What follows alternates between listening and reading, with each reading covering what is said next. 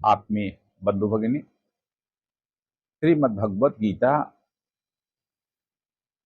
हम सब लोगों को कर्म का विज्ञान बताती है। वास्तव में निरंतर कर्म हो रहा है और कर्म का फल होता है। इस नाते जैसा कर्म है उसी के अनुरूप फल होता है और फल को भोगने वाला उसी के अनुसार सुख या दुख का अनुभव करता है। भगवान श्री कृष्ण कहते हैं कि वास्तव में कोई भी व्यक्ति एक क्षण भी बिना कर्म किए नहीं रह सकता है। फिर कर्मों के फल से वह किस प्रकार से छुटकारा पा सकता है?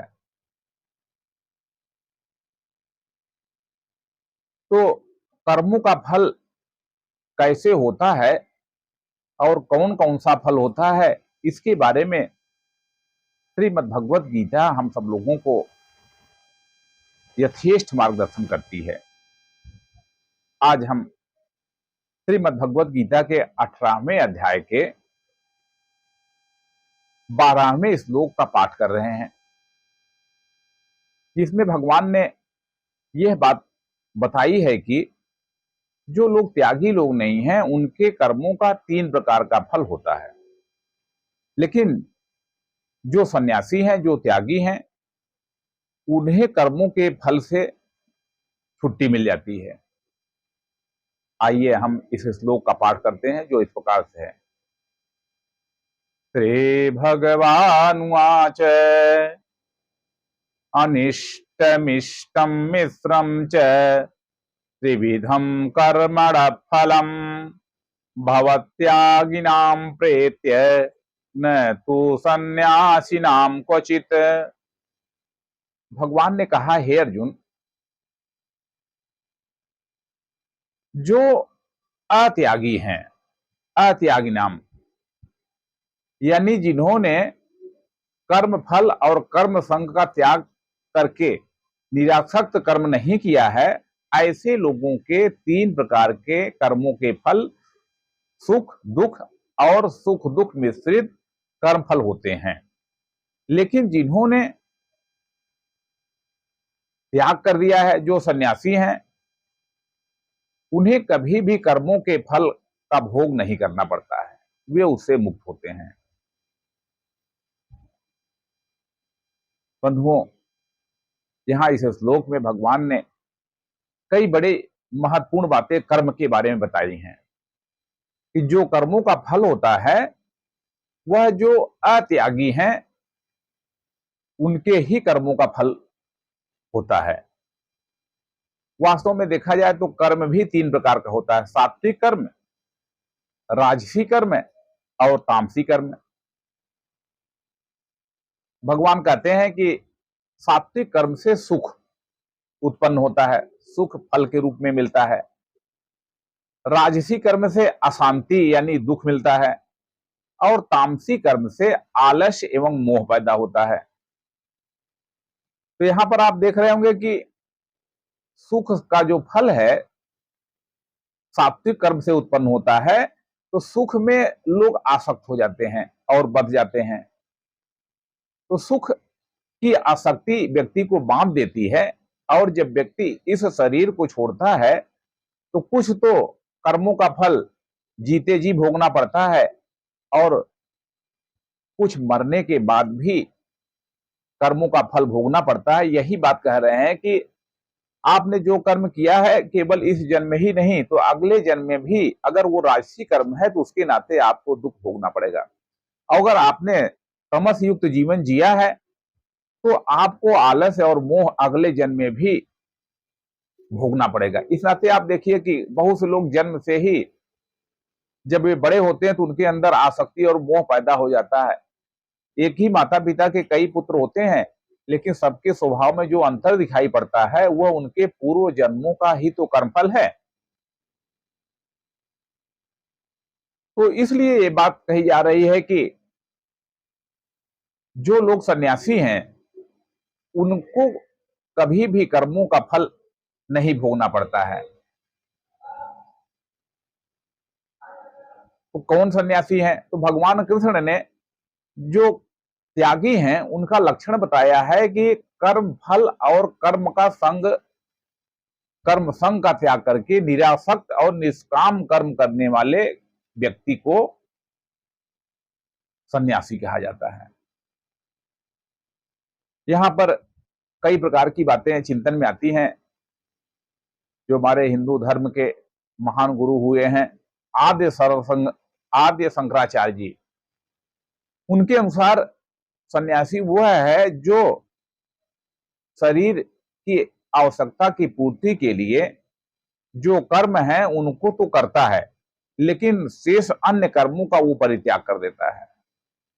यानी वो अधिकाधिक कर्मों का त्याग कर देता है, लेकिन बाहर से तो आदमी हो सकता है कि कर्मों का त्याग कर दे, लेकिन अगर उसके अंदर जो कर्मों के फल के भोग की इच्छा है तो उसके नाते भी वो बध जाएगा, दुख पाएगा। तो इसलिए आप देखिए कि जैसे आम है तो मिठास है, आम खट्टा भी होता है, आम मीठा भी होता है, और वही आम जब पका हुआ नहीं होता है तो कितना खट्टा होता है, और वही आम जब पक जाता है तो कितना मीठा हो जाता है। तो यही बात हमारे कर्मों के साथ भी है।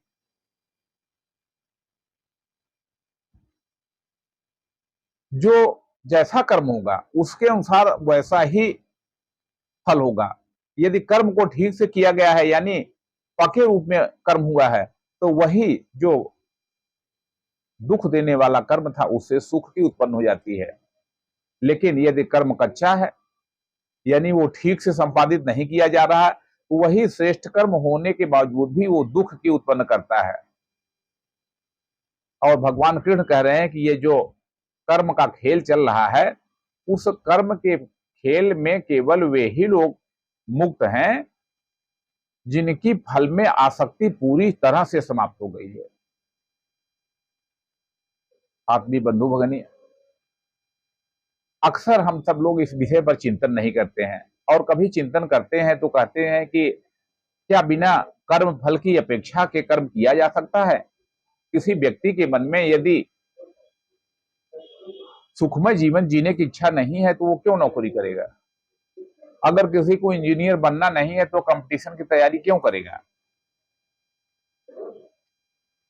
तो पहले इच्छा उत्पन्न होती है, फिर आदमी कर्म करता है। पहले हम फल चाहते हैं, फिर फल कैसे मिले उसके लिए, फल मिले इसके लिए हम कर्म करते हैं। लेकिन यहां भी बात चिंतन की बात की, मान लीजिए हम फल तो चाह रहे हैं, कर्म भी कर रहे हैं, लेकिन यहां भगवान कृष्ण ने जो गीता में एक बहुत बड़ा महान सिद्धांत दिया है, अनासक्त कर्म। हमें यह समझना पड़ेगा कि कोई भी व्यक्ति, कोई भी संगठन, इस सृष्टि में जो कुछ भी है वह निरंतर कर्मशील है ही। अब आप यहां तक भी देख सकते हैं कि प्रकृति में आजकल विज्ञान आगे है तो देखते हैं कि अणु और परमाणुओं की बात होती है, तो आप देखिए कि नाभि में जो प्रोटॉन है वो स्थिर है, लेकिन उसके चारों ओर इलेक्ट्रॉन अपने परिपथ में लगातार चक्कर लगाता ही रहता है। तो यहां भगवान ने जो मंत्र दिया है कि कर्म शरीर का धर्म है, बिना कर्म के भी आप रह नहीं पाएंगे। अगर हम कर्म नहीं करेंगे शरीर से तो अनेक प्रकार की बीमारियों से अपने आप घिर जाएंगे। आप देखिए कि हमारे समाज में बहुत से लोग कर्मों से बचना चाहते हैं, तो वास्तव में कर्मों से बचना नहीं चाह रहे हैं, वे कर्मों के करने में जो परेशानी हो रही है, जो दुख हो रहा है, उसको स्वीकार नहीं करना चाहते हैं। बंधुओं, जैसा भी हमारा कर्म होगा उसी के अनुरूप फल होगा। और भगवान ने यहां पर जो बात कही है कि 3 प्रकार के फल होंगे ही। कुछ फल ऐसे होंगे जो सुखदायक होंगे, कुछ कर्म के फल दुखदायक होंगे, और कुछ दुख के मिश्रित होंगे। और ये जो फल होंगे उनको मनुष्य को, प्राणी मात्र को इस जीवन में भी और मरने के बाद भी भोगना पड़ता है। इसलिए इस जीवन का, मनुष्य जीवन का विशेष करके उद्देश्य है कि हम सुखों से अपने को निर्मुक्त कैसे कर लें। इसलिए अगर भगवान की बताए हुए मार्ग पर कि हम अनासक्त कर्म करें, भगवान ने ही बताया है कि गीता में कि वास्तव में आप देखिए कि हमारा हृदय भी तो धड़क रहा है, हमारे शरीर में रक्त का संचरण भी हो रहा है, सूर्य भी अपनी गति कर रहे हैं, प्रत्येक पिंड अपने अपने कर्म को कर रहा है। लेकिन वहां तो हम ये नहीं कहते हैं कि मैं कर रहा हूं, लेकिन जो हमारे शरीर से कर्म हो जाता है वहां पर हम अहंकार पाल बैठते हैं और कहते हैं कि हम कर रहे हैं। तो यही बात यहाँ पर कही जा रही है कि वास्तव में कर्म तो होगा ही और कर्म होता ही रहता है, बस केवल मन की स्थिति कहां पर है। अगर मन में अहंकार आ रहा है, ये कर्म मेरे द्वारा हो रहा है, तो उससे आप बच जाएंगे।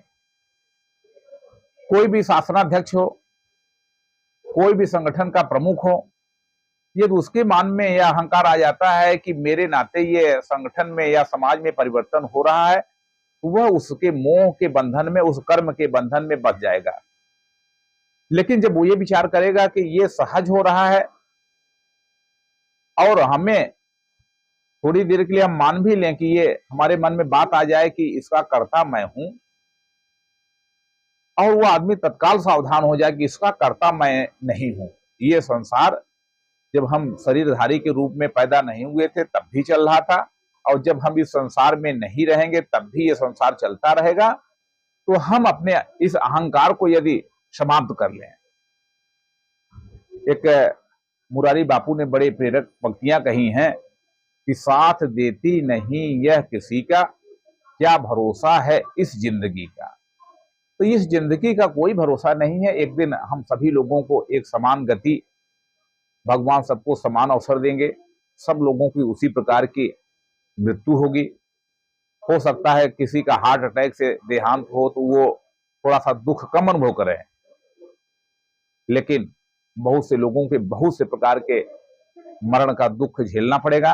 और पूर्व जन्म में, अगले जन्म में जैसा आपने कर्म किया उसके अनुसार आपको फल मिलेगा। इसलिए बंधुओं, हमें अपने इस जीवन में भी और आगामी जीवन में भी हमें एक श्रेष्ठ कर्म करना है और अनासक्त कर्म करना है, निष्काम कर्म करना है, और कर्मों में आसक्ति भी नहीं करना है। अगर ऐसा हम एक जीवन जिएंगे तो निश्चित रूप से हमारा जीवन ज्यादा प्रेरक, ज्यादा सुखमय, ज्यादा आनंद बनेगा। यही बात कह करके मैं अपनी बात पूरी करता हूं। जिए गीता के संग, सीखे जीने का ढंग। गांव मोहल्ला देश विदेश